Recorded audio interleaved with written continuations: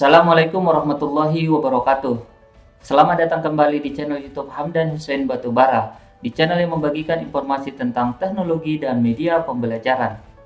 Di video kali ini, saya akan menjelaskan tentang cara membuat mind map yang menarik dan profesional menggunakan program e-mind map 10. Saudara-saudari yang berbahagia, mind map adalah salah satu jenis media visual yang berbentuk organisasional, sehingga bisa digunakan untuk menjelaskan hubungan suatu ide dengan ide yang lainnya. Dengan mind map, kita dapat menjelaskan sebuah informasi dengan ringkas, mudah dipahami, dan mudah untuk diingat. Mari sama-sama kita praktekkan bagaimana cara membuat mind map yang menarik dan profesional menggunakan program e-mind map 10. Pertama, kita buka program e-mind map-nya, ikonnya adalah seperti ini. Kemudian pada halaman menu program, klik menu Mind Map. Lalu pada menu Mind Map, pilih ikon yang menjadi latar belakang sentral idea Anda. Misalnya, saya pilih yang ini, lalu klik tombol Start. Selanjutnya, maka akan tampil halaman kerja dari program e-Mind Map. Nah, pertama kita bisa mengedit judul sentral ide ini dengan mengubahnya dengan judul ide utama kita. Caranya double klik tulisannya, lalu hapus dan ketik judul dari ide pokok Anda, misalnya media visual. Dan tulisan ini bisa Anda format dengan cara blok, kemudian pilih fontnya, misalnya saya ubah ke articulate, bisa juga ditebalkan di sini, bisa diatur ukuran hurufnya dengan cara di blok ya. Nah, ini. Nah, kemudian bisa juga diubah warnanya. Misalnya saya ubah menjadi ini. Nah, oke, tidak sesuai ya. Nah, kemudian bentuk dari sentral ide ini juga bisa diubah bentuknya dengan cara ditarik ya, titik-titik yang ada di pinggirnya seperti ini. Nah, selanjutnya untuk menambahkan garis cabang ide bisa kita lakukan dengan mendrag yang bulatan ini ya. Bulatan yang warna kuning kita drag seperti ini, atau bulatan yang berwarna merah kita drag untuk membuat cabang ide. Nah, kalau kita drag yang berwarna kuning maka akan membentuk garis cabang ide dengan disertai kotak. Dan jika kita drag yang berwarna merah maka akan membentuk garis cabang ide yang tanpa kotak. Bedanya di situ. Nah, untuk memberikan nama pada cabang ide ini cukup kita double klik di atas kotaknya, lalu kita ketik judul cabang idenya, misalnya pengertian. Nah, begitu juga untuk memberikan judul di garis cabang ide ini, kita double klik saja garisnya, lalu kita ketik, misalnya, nah seperti ini. Nah, untuk membuat cabang ide yang lain sama, nah cukup di drag ya dari bulatan yang di tengah ini, lalu kita kasih nama dengan cara double klik garisnya, misalnya saya kasih nama jenisnya. Nah, seperti itulah membuat garis cabang ide. Nah, selanjutnya garis cabang ide ini bisa diwarnai dengan cara klik garisnya lalu klik menu Brand Color. Nah, ini kita bisa ubah warnanya. Misalnya saya pilih warna merah, maka akan berubah menjadi warna merah. Kemudian garis cabang ide ini juga bisa diubah bentuk desainnya. Misalnya saya akan ubah bentuk dari garis cabang yang berwarna hijau ini, saya klik, kemudian klik menu Branch Art. Lalu misalnya saya ubah menjadi berbentuk jalan. Ini saya klik tombol OK. Maka dia akan berubah bentuk menjadi desain bentuk jalan ya. Nah, kemudian yang garis cabang kotak ini juga bisa diubah latar dari kotaknya. Caranya klik kotaknya, lalu klik menu yang di menu home ini ya. Nah, lalu pilih warnanya. Misalnya saya ubah jadi warna kuning. Nah, berubah ya. Nah, kalau misalnya ingin mengubah warna garisnya, klik kotaknya, misalnya saya klik ini, lalu misalnya saya ubah warna garisnya menjadi warna biru. Nah, maka akan berubah ya, seperti itu. Kemudian di program e-mind map 10 ini juga ada menu insert untuk menambahkan elemen-elemen pada cabang ide kita. Misalnya di menu pengertian, saya tambahkan notes, catatan. Nah, ini bisa kita lakukan. Nah, kita ketik catatannya, misalnya catatannya adalah media visual, misalnya media visual. Nah, seperti ini. Maka akan muncul ikon di sini, ikon notes ya. Oke. Kemudian bisa juga kita tambahkan elemen yang lain ada di sini attachment untuk melampirkan file, ada menu audio untuk menambahkan atau melampirkan audio, ada menu plot untuk menambahkan ini ya berbentuk plot. Nah, kemudian ada menu apa lagi ya? Ada menu central idea untuk menambahkan idea secara terpisah. Misalnya saya tambahkan central idea. Nah, ini terpisah ya dari mind map kita. Untuk menghapusnya, klik delete saja. Kemudian ada menu floating text untuk menambahkan teks secara terpisah. Misalnya, klik floating text. Misalnya saya ketik nama saya Hamdan Hussein Batubara. Nah, di sini saya tarik dulu garisnya supaya memanjang ya. Nah, seperti ini. Nah, itu floating text secara terpisah. Di sini juga kita bisa menambahkan flowchart. Ini ada menu flowchart. Nah, kita bisa membuat flowchart misalnya seperti ini ya. Kita buat bentuknya misalnya seperti ini.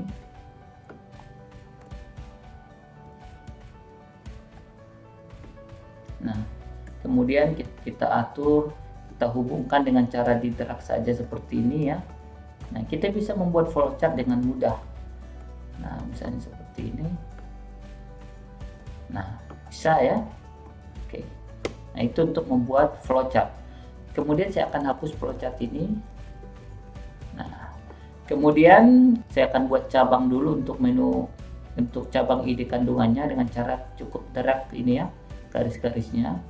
Misalnya kandungannya pertama di sini adalah pesan verbal. Kemudian ada pesan non-verbal. Nah, non-verbal. Kemudian ada pesan kombinasi. Nah, di sini saya akan tambahkan gambar di menu pesan verbal ini dengan cara klik tab insert lalu klik menu image file. Nah, kemudian pilih gambarnya dari komputernya, misalnya saya pilih gambar yang column, lalu open, maka akan masuk gambar. Nah, untuk mengubah bentuk garis cabang ide ini dari garis menjadi yang ada kotaknya, dapat dilakukan dengan klik menu titik tiganya, lalu misalnya pilih yang ada kotaknya, maka dia akan berubah. Nah, saya akan tambahkan gambar ke cabang ide ini. Caranya tadi klik tab insert, lalu klik menu image file, lalu pilih file dari dalam komputer Anda, lalu klik tombol open. Nah, maka masuk dia. Nah, jadi kalau gambar ditambahkan ke garis, dia ada berada di atasnya. Kalau gambar ditambahkan ke cabang ide garis yang ada kotaknya, maka dia akan berada di dalam kotaknya. Selain itu, kita juga bisa menambahkan icon ya. Nah, misalnya saya akan buat garis-garis cabang ide lagi di sini. Saya tambahkan misalnya icon dari icon library. Nah, di sini ada banyak sekali icon yang bisa kita tambahkan. Misalnya saya akan tambahkan icon di pesan kombinasi. Saya klik menu ke pesan kombinasi, kemudian saya klik menu icon ini. Nah, maka akan muncul icon di sini. Di jenis-jenisnya saya klik, saya tambahkan icon mikrofon. Akan muncul icon mikrofon. Nah, jadi cukup di double klik saja ikonnya untuk menambahkannya ke cabang ide yang sedang dipilih atau diklik. Selanjutnya ada menu layout. Nah, di sini ada menu clean untuk merapikan ya. Nah, menu clean, ada smart layout. Nah, kemudian ada tab desain. Di sini ada menu grafik yang fungsinya untuk mengubah desain garis cabangnya. Nah, ini saya pilih grafik. Misalnya saya pilih menu font. Nah, akan berubah jadi tebal ya garis cabangnya. Ini tebal. Kemudian simple jadi kurus. Nah, ini kita bisa atur ya. Nah, kurus atau tebalnya garis cabang idenya melalui menu grafik ini. Nah, oke, selanjutnya ada menu background untuk menambahkan backgroundnya. Nah, misalnya backgroundnya diubah ke kuning, dari putih kuning. Nah, saya ubah lagi ke putih.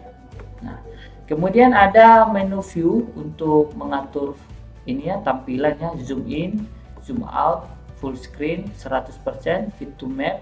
Nah, kemudian ada menu tools, ini untuk menambahkan password ya di mind map kita. Kemudian saya akan kembali ke menu home. Di sini ada menu mind map. Nah, ini untuk mengatur tata letak mind mapnya. Kemudian ada menu time map untuk mengubah mind map kita menjadi sebuah time map ya. Nah, kemudian ada menu share untuk mengubah mind map kita ini menjadi sebuah gambar ya, menyimpan mind map ini ke dalam sebuah gambar melalui menu share.